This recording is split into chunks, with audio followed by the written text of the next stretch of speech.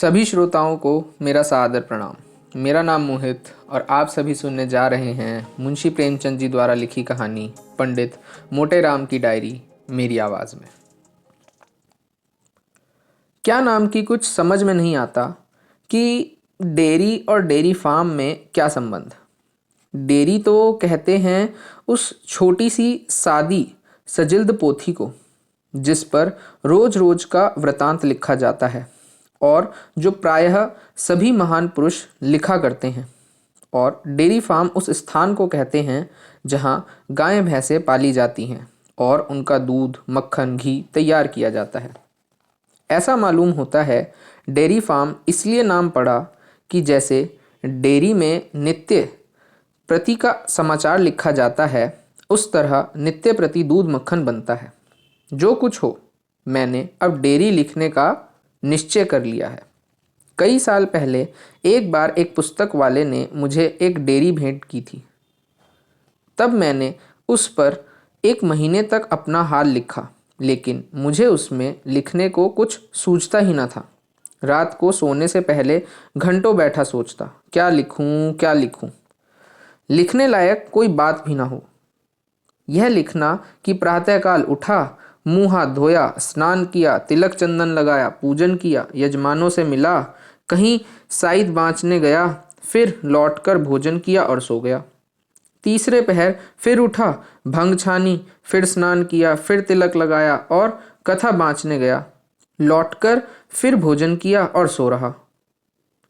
यह सब लिखना मुझे अच्छा ना लगता था, इसलिए उस डेयरी पर मैंने धोबी के कपड़ों और आमदनी खर्च लिखकर उसे पूरा किया। जब से वह डेयरी समाप्त हुई तब से खर्च आमदनी का हिसाब लिखना छोड़ दिया और धोबी के कपड़ों का हिसाब पंडिताइन के जिम्मे डाल दिया।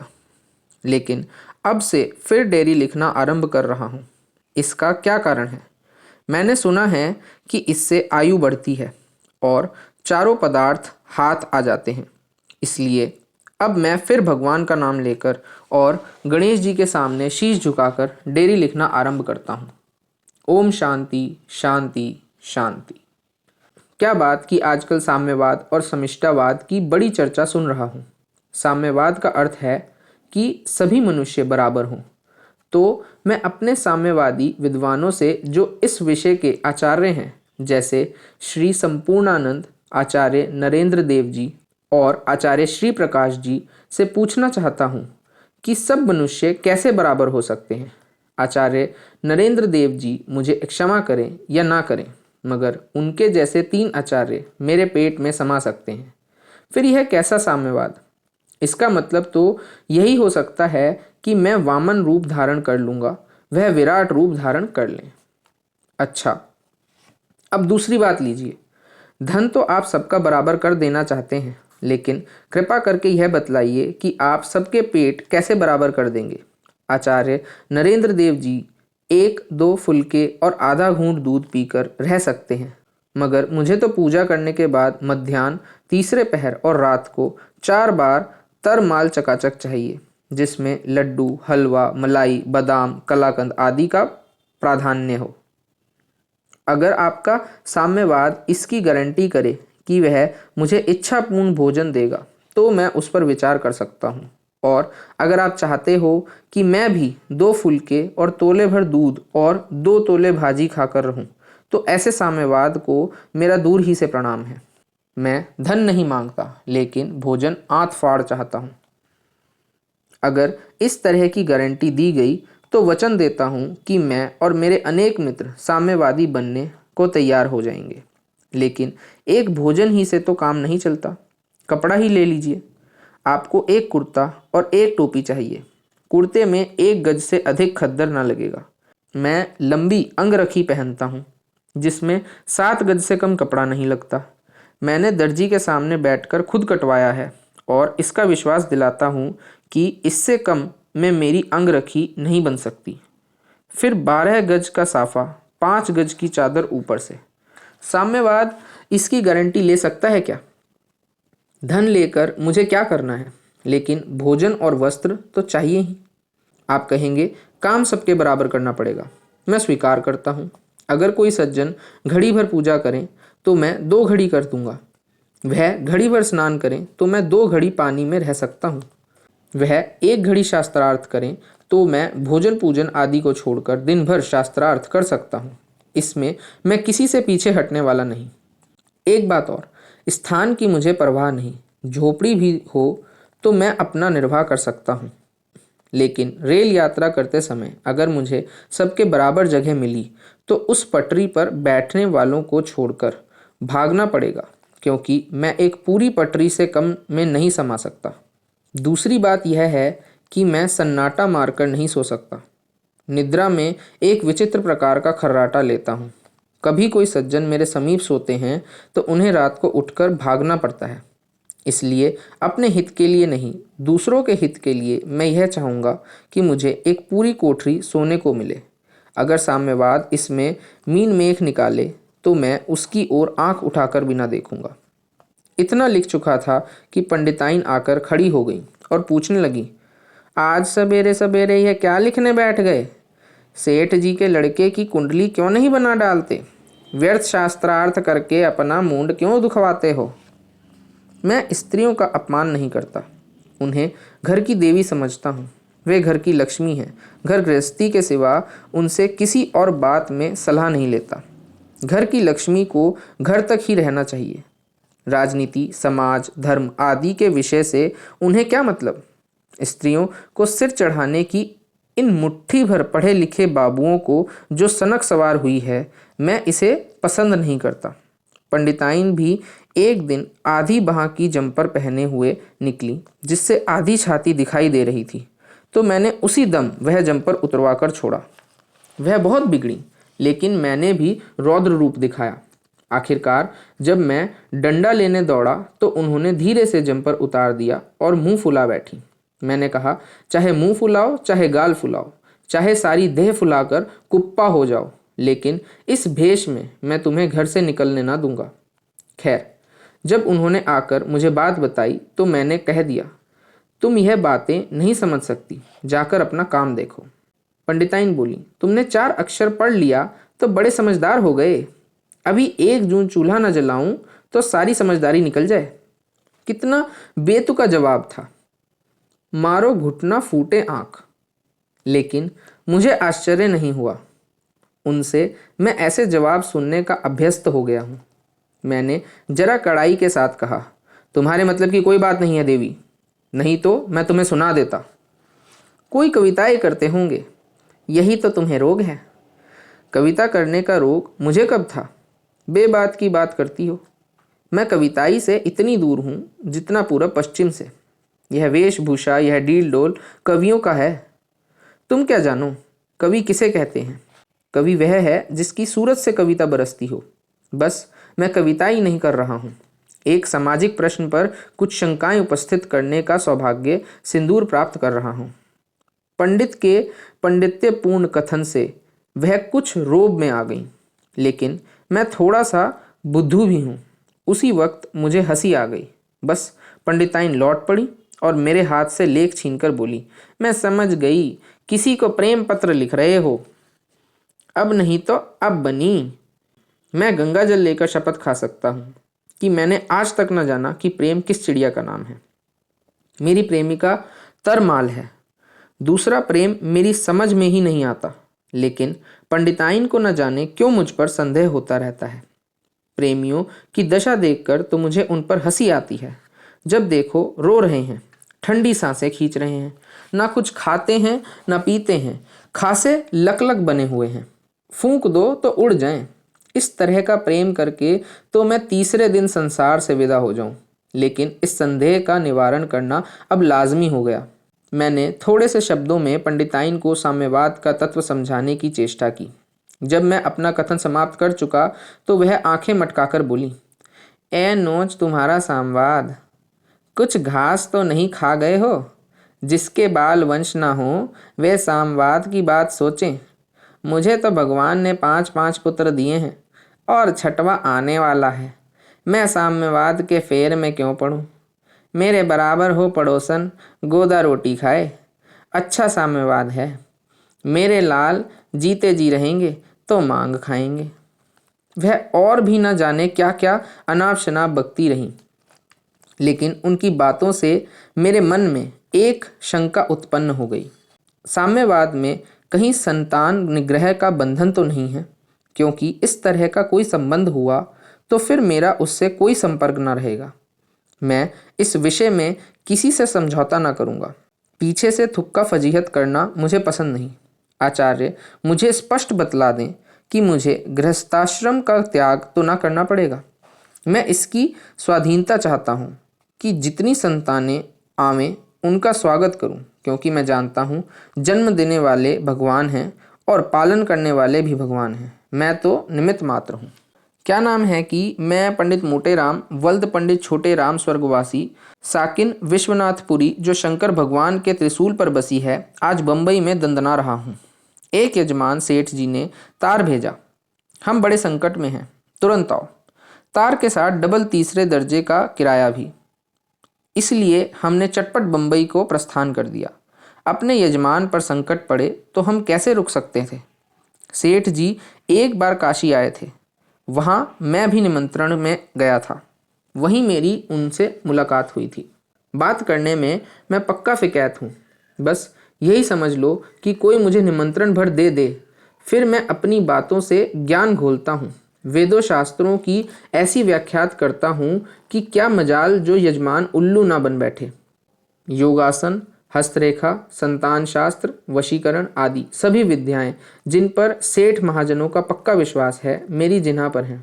अगर पूछो कि क्यों पंडित मोटेराम शास्त्री, आपने इन विद्याओं को पढ़ा भी है, तो मैं डंके की चोट पर कहता हूँ, मैंने कभी नहीं पढ़ा।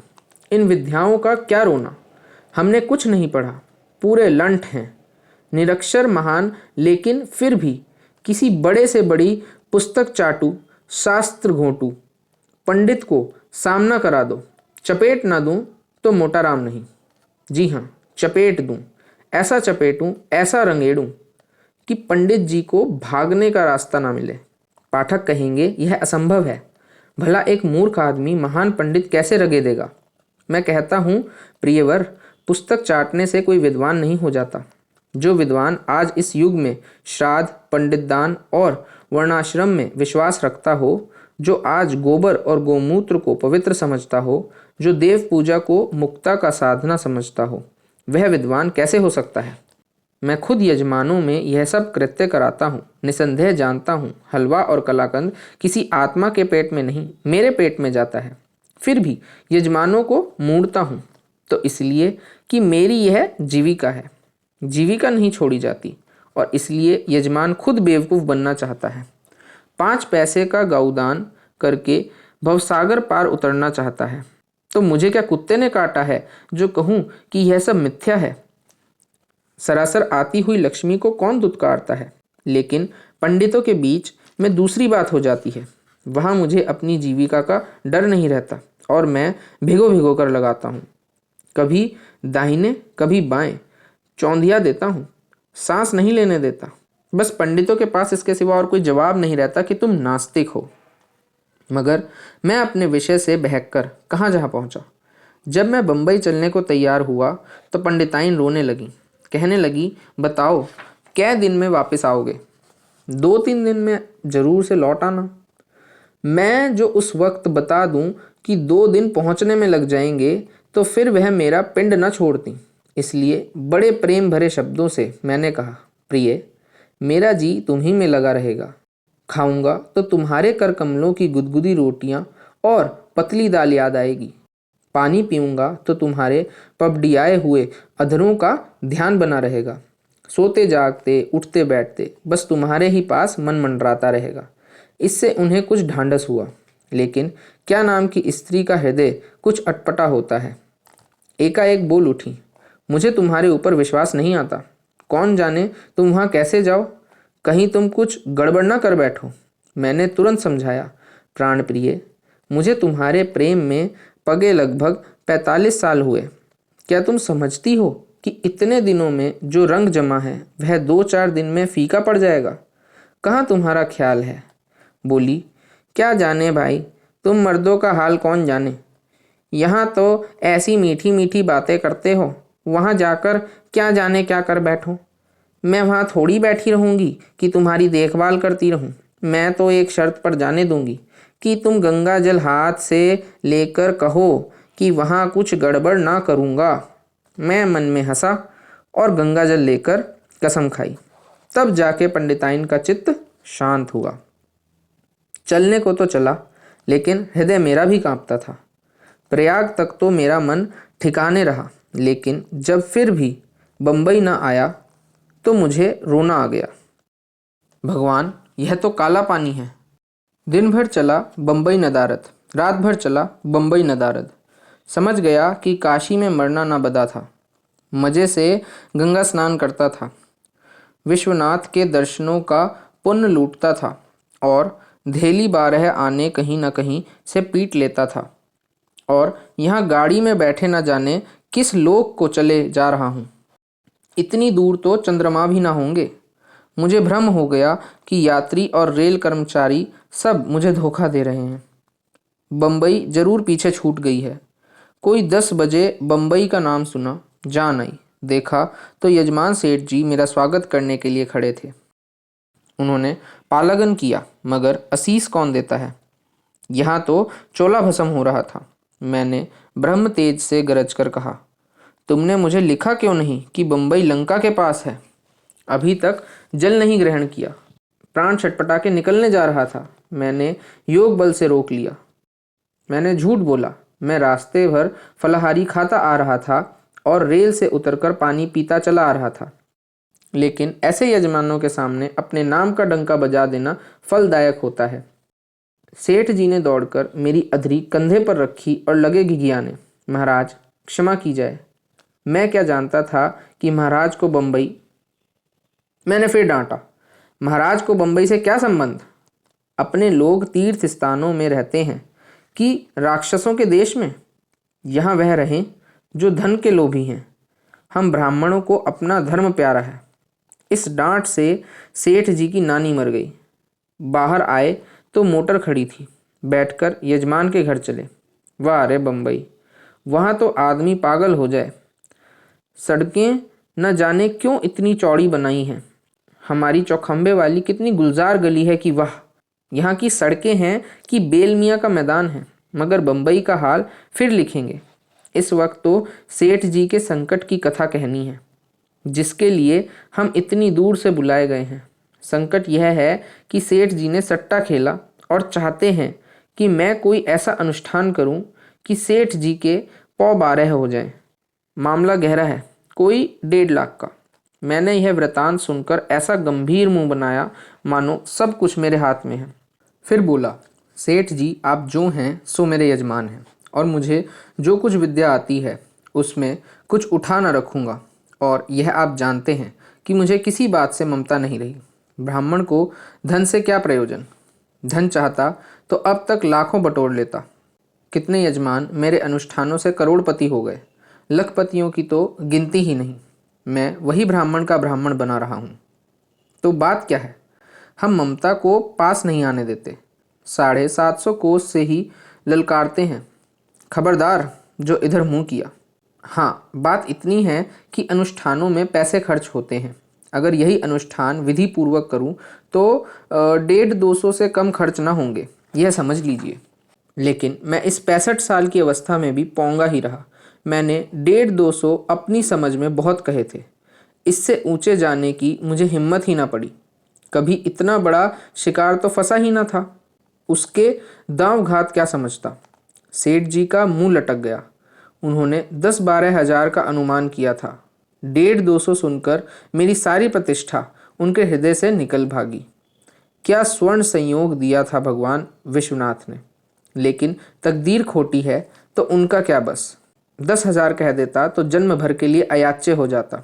बोलते बोलते बोला क्या, 150-200। धत तेरे पोंगापन का सत्यानाश हो। अब तो यही जी चाहता है कि जाकर समुद्र में कूद पड़ूं। उसी दिन एक दूसरे घोंघानाथ शास्त्री के नाम तार गया। अब यह पट्ठा आकर इन सेठ जी को मूंडेगा। 20,000 से कम न लेगा। लेकिन अब पछताने से क्या होता है। फिर भी मैंने सोचा, बला से मैं नहीं पा रहा हूँ, कोई दूसरा क्यों ले जावे। मेरा क्या, यह धर्म नहीं है कि अपने यजमान की इन लुटेरों से रक्षा करूं? बोला, मैंने केवल सामग्री का मूल्य दिया, दक्षिणा मैं लेता नहीं। 1,000 रुपये विप्रों की दक्षिणा भी समझ लीजिए। सेठ बोले, उससे कोई मतलब नहीं, वह तो यहाँ से अलग दिया जाएगा। आपकी सामग्री तो कुल 200 की होगी। मैंने कहा, बस, इससे अधिक नहीं। हाँ, ऐसे लोगों को भी जानता हूँ जो इसी अनुष्ठान के लिए 10,000 15,000 तक ले लेंगे। लगेगा तो 250-300 रुपये, शेष अपने पेट में ठूस लेंगे। इसलिए ऐसे धूर्तों से सचेत रहिएगा। लेकिन सेठ के कंठ तले से यह बात न धसी। बोला, यह आप क्या कहते हो शास्त्री जी? गुड़ जितना ही डालो उतना ही मीठा पकवान होगा। आपका अनुष्ठान 200 का है, आप कीजिए, लेकिन बिना बड़े अनुष्ठान के मेरा काम न चलेगा। अब भी मुझे अपना उल्लू फांसने का मौका था। यह कह सकता था, सेठ जी, आपका काम तो छोटे अनुष्ठान से ही निकल सकता है, लेकिन आपकी इच्छा है तो मैं महा महा महा मृत्युंजय पाठ और ब्रह्म प्रवीक्षक क्रिया भी कर सकता हूँ। हाँ, उसमें कोई 13,500 का खर्च होगा, मगर यह तो अब सूझ रही है। वह वक्त अक्ल पर पत्थर पड़ गया था। मेरी भी विचित्र खोपड़ी है, जब सूझती है अवसर निकल जाने पर। हाँ, मैंने यह निश्चय कर लिया कि पंडित घोंगानाथ को बिना 10-5 घिस्से दिए न छोड़ूंगा। या तो बेटा से आध रखा लूँगा, या फिर यहीं बम्बई के मैदान में हमारी उनकी ठनेगी। वह विद्वान होंगे, यहाँ सारी जवानी अखाड़े में कटी है। भुरकुस निकाल दूंगा। अपनी इस पिछल सूझता पर पछता रहा था कि डाकिया एक तिकोना सा बैरंग लिफाफा लेकर मुझे दे गया। समझ गया, पंडिताइन की कृपा है। आज यह पत्र हाथ में लेकर मुझे सचमुच उनकी याद आ गई। बेचारी ने मेरे साथ 45 साल काट दिए और मैं बराबर उसे बातों में टालता रहा। आंखें सजल हो गईं। पत्र खोला तो उसमें लिखा था, स्वसित श्री सर्व उपमा योग। सो तुम जाई के बम्बई में बैठी रही हो, कान में तेल डारी के। हमको रोज सपना दिखात है, डरन के मारे नींद नहीं आवती है। कतो तुम कुछ गड़बड़ी न करी बैठो, यही चिंता में हमारा प्राण सूखा जात है। तुम कहियो हम 65 साल के होए गए, अब का जन्म भर गड़बड़े करत रही बे। मुला सुनित है, बैदन सब ऐस ऐस बिरवा निकारेन है कि ओइका खाए के मनई बैराए जात है। एक बैद झांसी में है, एक और कतो है। तुम्हार हाथ जोरित है, तुम कोनो औखद ना खाए। तुम गंगा जल उठाई के जौन परन कहियो ओही का निर्वाह करई का परी। हम तुमका सांड न बने देब। लीजिए साहब, अब मैं सांड हो गया। कमर सीधी होती नहीं, 1.5 सेर मलाई भी नहीं पचाए पचती, और वहाँ पंडिताइन मुझे सांड बना रही हैं। सो यहाँ भी अपनी ही भूल है। मैं पंडिताइन के सामने अपनी जवां मर्दी और पुरुषार्थ की डींग मारा करता हूँ। वह गऊ क्या जाने, यह लबाडिया है। मैं जो कुछ कहता हूँ उसे ब्रह्म वाक्य समझ बैठती हैं, और उसका यह फल है। इस यात्रा से संभवतः मेरी दृष्टि कुछ सूक्ष्म हो रही है। क्या नाम कि जब मैंने देखा कि अब तो मुझसे भूल हो ही गई है और बहुत खींचतान करने पर भी 2 से बेशी ना मिलेंगे, तो मैंने सोचा, लाओ और कुछ न सही तो इसके 150 रुपये भोजनों में ही बिगाड़ दो। यह भी क्या समझेगा कि किसी से पाला पड़ा था। बस मैंने शंकर भगवान का सुमिरन किया और विनती की, हे उमापति, अब तुम ही मेरी रक्षा करो। मैं तो अब प्राणों से हाथ धोकर भोजन पर जुटता हूँ। नाश्ता आया तो मैंने कह दिया, मुझे आपके महाराज के हाथ की बनी चीज़ों में कोई स्वाद नहीं आता। मुझे तो आप सामग्री दे दीजिए, मैं अपना भोजन आप पका लूँगा। भंडारी ने कहा, जैसी आपकी इच्छा, जो आज्ञा हो वह हाजिर करूँ। मैंने नाश्ते का नुस्खा बताया, 1.25 सेर ताज़ा मक्खन, आध सेर बादाम, आध सेर पिस्ते, आध तोले केसर, सेर भर सूजी और सेर भर शक्कर। भंडारी मेरा मुंह ताकने लगा। मैंने कहा, मुंह क्या ताकते हो? क्या बांध कर ले जाने को मांगता हूँ? जाकर चटपट लाओ। बस मैंने घोटी भंग और चढ़ाया गोला और विश्वनाथ का नाम लेकर हलवा बनाने बैठ गया। शंकर की दया से ऐसा स्वादिष्ट पदार्थ बना कि क्या कहूँ। पालती मार के जो बैठा तो आधे घंटे में साफ, मक्खी के लिए भी ना बचा था। भंडारी के होश उड़ गए। दोपहर को मैंने फिर पूड़ियाँ पकाई, आधे आधे मोयन देकर। रात को कुछ खाने की इच्छा ना होने पर भी मैंने सवा सेर मलाई चढ़ा ली। लेकिन अब वह जवानी तो है नहीं कि ईंट पत्थर जो पेट में पहुंच जाए वह सब भस्म। तीसरे ही दिन मुझे उदर विकार के लक्षण दिखे। मैंने सोचा, यहाँ किसी से कहता हूँ तो सब यही कहेंगे कि ब्राह्मण की जात खाने के पीछे प्राण दे रहा है। इसलिए मोहल्ले ही में एक डॉक्टर के पास कोई पाचक बटी लेने चला गया। मैंने अपना परिचय दिया तो डॉक्टर ने मुझे ध्यान से देखा और बोले, काशी से आए हो? मैंने कहा, हाँ साहब, विश्वनाथ जी आपको प्रसन्न रखें। यहाँ कुछ भोजन प्रकृति के अनुकूल न मिलने के कारण पाचन दूषित हो गया है, कोई औषधि प्रदान कीजिए। डॉक्टर मुझे एक अलग कमरे में ले गया और एक मेज पर लेटाकर मेरा पेट टटोलने लगा। फिर सीने की परीक्षा की, पीठ ठोंकी, आंखें देखी, जीभ निकलवा कर परीक्षा ली। इस तरह कोई आधे घंटे तक मेरी दलेल करने के बाद बोला, वेल पंडित जी, आपको कुछ टीबी के आसार मालूम होते हैं, आपको उसकी दवाई करनी होगी। हम टीबी का स्पेशलिस्ट हैं, आपको अच्छा कर सकता है, पर आपको अभी दूसरे डॉक्टर के पास अपने खून का मुलाहाजा कराना होगा। बिना खून देखे हम कुछ नहीं कह सकते। हम आपको चिट्ठी देते हैं, आप डॉक्टर सूबेदार के पास जाएं, वह चौपाटी में रहता है। हम चिट्ठी देता है, आपके ब्लड का मुलाहाजा करके हमको लिखेगा। मेरे होश फाख्ता हो गए। पंडिताइन की याद आ गई। भगवान, क्या बम्बई में मेरी मिट्टी की दुर्दशा करोगे? आया था कि कुछ कमाकर जाऊंगा, सो यहाँ जान पर बीत रही है। अभी काशी से चला हूँ तो कोई बात न थी। खासा साठा पाठा बना हुआ था कि बम्बई का पानी है और कुछ नहीं। दुबे विजयानंद ने कहा था, बम्बई का पानी खराब है, जरा संभल कर रहना। लेकिन यह क्या जानता था कि 10-5 दिन में ही सिल धरे लेता है। लेकिन अब पछताए क्या होता है। चलो लहू भी दिखा लो। और फिर डर किस बात का है, मर ही तो जाएंगे। यहाँ अमर कौन है, जरा कच्ची गृहस्थी है, यही चिंता है। मैं यहाँ से चला तो दिल बहुत छोटा हो गया था। लेकिन डॉक्टर साहब ने तुरंत टोका, हमारा फीस 32 रुपया हो गई है, सेठ जी के पास बिल भेज देगा ना। अगर अभी तक यमराज न आए थे तो अब आ गए। 32 रुपया फीस, जो उम्र में कभी नहीं दी। वैद्य डॉक्टर को तो अमीर लोग पैसा देते हैं, हम शंकर के उपासक तो केवल आशीर्वाद से काम निकालते हैं। काशी में जब कभी काम पड़ता था, doctor Chaudhary, doctor Banerjee, doctor Seth आदि जिसके पास चला गया दवाई ले आया। ऊपर से रुपए 8 आने विदाई झटक आया और यहाँ जरा सी परीक्षा की तो 32 रुपया फीस। आंखों तले अंधेरा छा गया। लेकिन फिर सोचा, अब तो मर ही रहे हो, रुपए पैसे का माया मुंह में क्या पड़े हो। 32 रुपया खर्च हुए तो हुए, मालूम तो हो गया कि तपेदिक हो गया है। नहीं यूं ही एक दिन चल देते, किसी को पता न चलता, दवा दारू करने की नौबत ही ना आती। भला दवा करने का अवसर मिल गया और आदमी कमाता ही किस लिए है। लेकिन यह पूछ लेना आवश्यक मालूम हुआ कि डॉक्टर सूबेदार को तो कुछ न देना पड़ेगा। अतएव मैंने इस विषय का प्रश्न किया। डॉक्टर साहब जोर से हंसे, बोले, तुम काशी का विद्वान लोग बड़ा मजाक करता है। काशी के एक पंडित को दक्षिणा देने से सब पंडित तो नहीं प्रसन्न हो जाएगा। बोले, हमने कलेजा थाम कर पूछा, तो उनकी क्या फीस होगी? उसका फीस केवल 10 रुपया है। मैंने मन से कहा, चलो मन यह 10 रुपया भी गम खाओ। बम्बई में जो कमाना है वह सब देकर भी प्राण बचें तो समझना चाहिए नया जीवन पाया। नहीं यहीं बैठे बैठे टैं हो जाएंगे, कोई रोने वाला भी ना मिलेगा।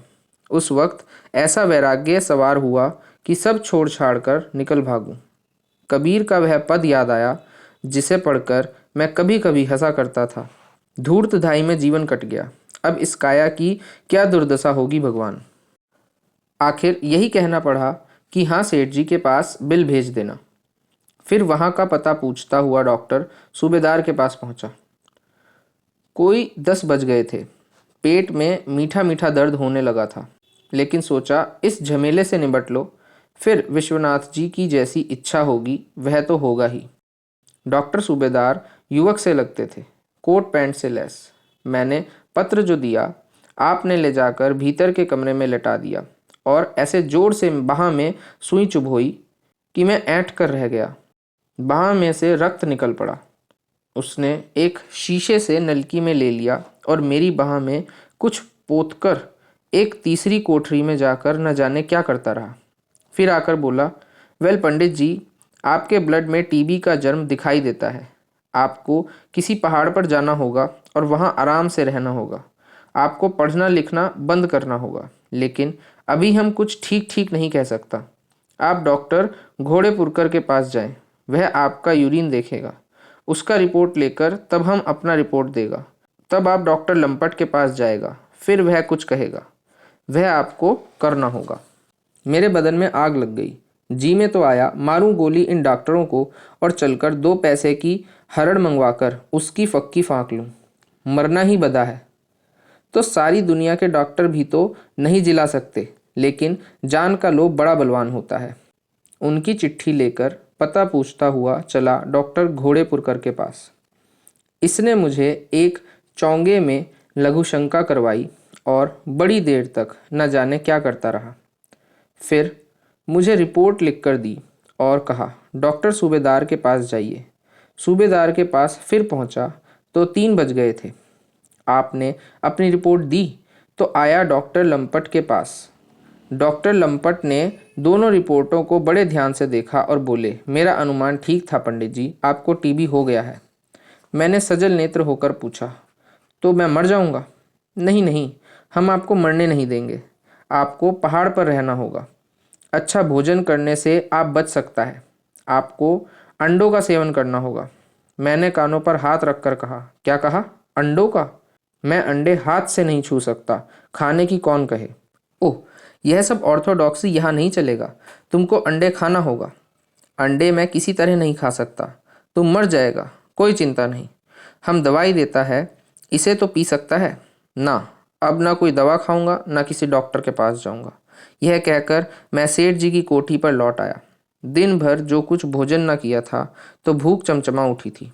बूटी छानी, शौच गया और फिर खूब डटकर भोजन किया। सहसा सेठ जी घबराए हुए आए और बोले, पंडित जी, क्या आपका मुलाहाजा किया था लंपट साहब ने? आपको तो टीबी बताते हैं। मैंने कहा, वह आपके घर आने का पुरस्कार है और क्या। आप आज ही काशी चले जाइए। मैं बिना अनुष्ठान पूरा किए नहीं जा सकता। नहीं नहीं, कोई दरकार नहीं, आप इसी 9 बजे की गाड़ी से चले जाएं। मैंने उसकी घबराहट देखी तो समझ गया वह ब्रह्म हत्या से डर रहा है। बस फिर क्या था, मेरी लह गई। मैंने कहा, बिना अनुष्ठान पूरा किए लौट जाने में प्राण का भय है। इसका उपचार करने में कम से कम 1000 का खर्च है। मैं वह कहाँ से लाऊंगा? फिर मरने से क्या डरना, यहीं मर जाऊंगा तो क्या चिंता। सेठ जी कांपते हुए बोले, नहीं पंडित जी, आपका जो कुछ खर्च पड़े वह लीजिए और आज ही चल दीजिए। बस मुनीम जी बुलाए गए और फिर 100 के 10 नोट मेरे चरणों पर रख दिए। मैंने विश्वनाथ जी को धन्यवाद दिया, नोट गांठ में किए और टीबी को ऐसा भूला कि वह भी मुझे भूल गया। क्या नाम कि मैं जहाँ जाता हूँ वहीं कुछ ना कुछ लोग मेरे पीछे पड़ जाते हैं और आकर मुझसे बातें करते हैं। बम्बई में भी भले आदमियों से गला न छूटा। यह तो होता नहीं कि आकर एक मोहर मेरे चरणों पर रखें और तब अपनी कथा सुनाएं। बस आकर लगते हैं अपनी कथा सुनाने और चाहते हैं कि मैं सेंत मेंत में उन्हें अनुष्ठान बता दूं। तो यहाँ ऐसे उल्लू नहीं हैं। सुनने को सुन लेते हैं, लेकिन अनुष्ठान बताने के लिए 50 बार दौड़ते हैं। ऐसा पदाते हैं कि वह भाग खड़ा होता है।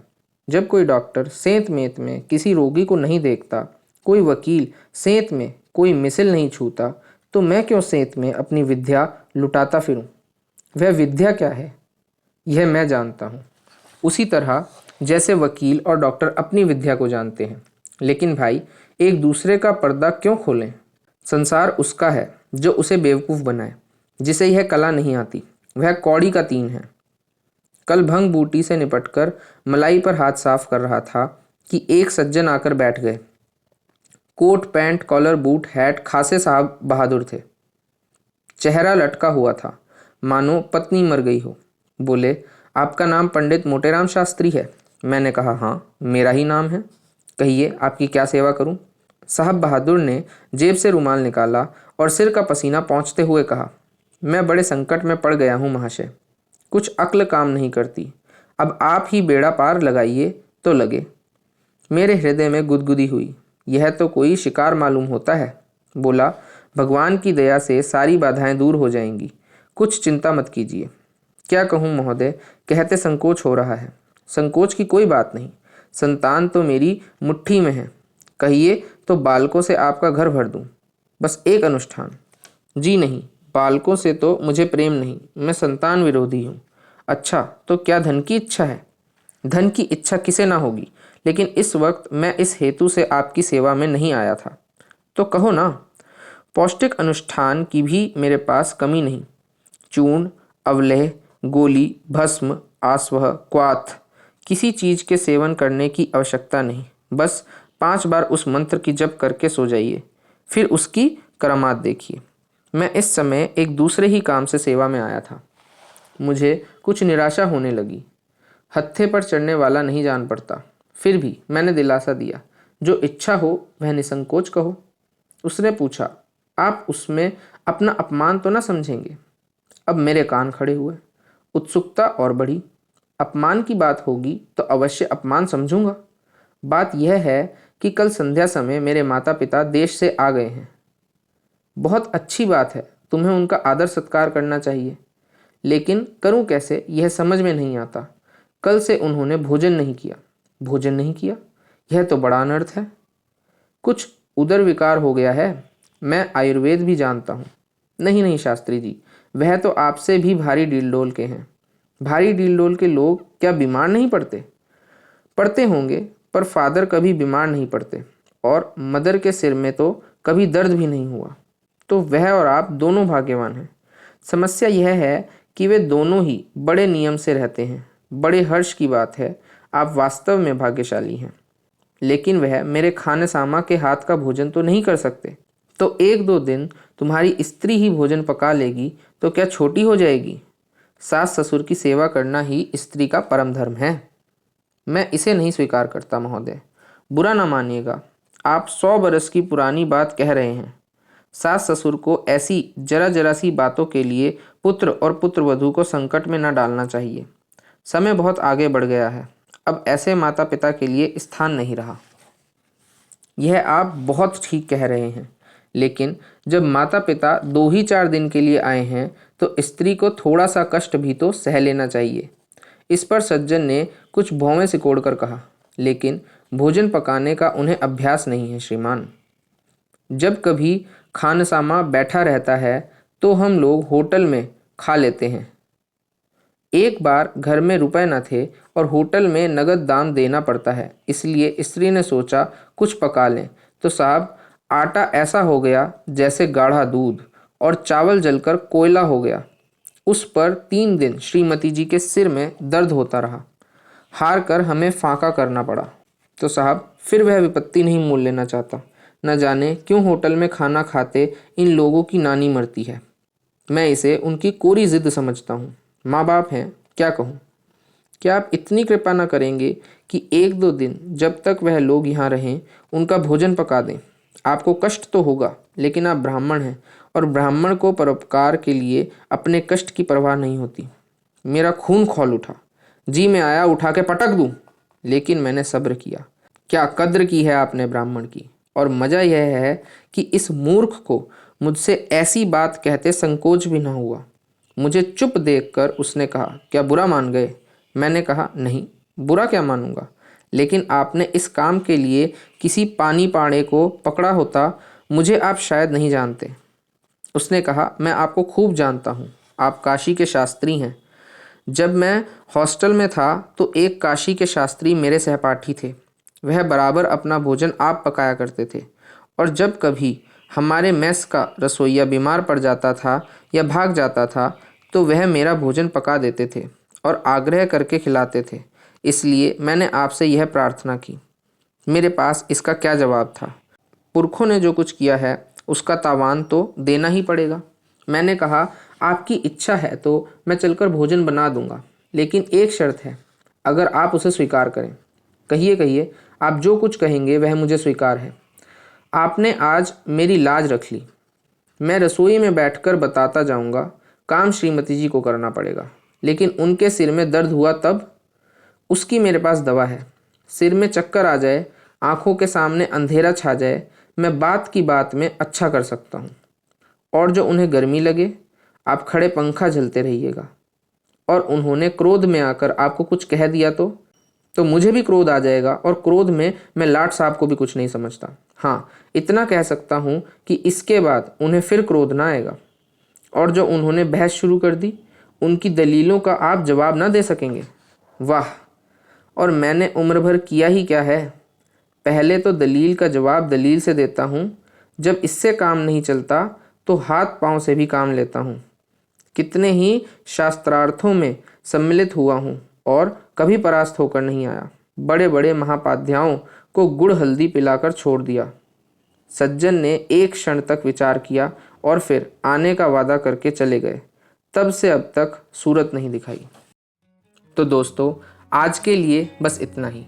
मैं आशा करता हूँ कि आपको ये कहानी पसंद आई होगी। इसी के साथ अब हम मिलेंगे हमारी अगली वीडियो में एक और नई कहानी के साथ। अगर आपको कहानी पसंद आई हो तो वीडियो को लाइक और शेयर ज़रूर कीजिएगा, और अगर आप चैनल पर नए हैं तो चैनल को सब्सक्राइब भी ज़रूर कीजिएगा, ताकि ऐसी और कहानियाँ, उन पर मेरे विचार और हमारी चर्चा समय से आप तक पहुँचती रहे। तब तक के लिए मैं आपका मोहित आपसे विदा लेना चाहूँगा। धन्यवाद और शुभ रात्रि।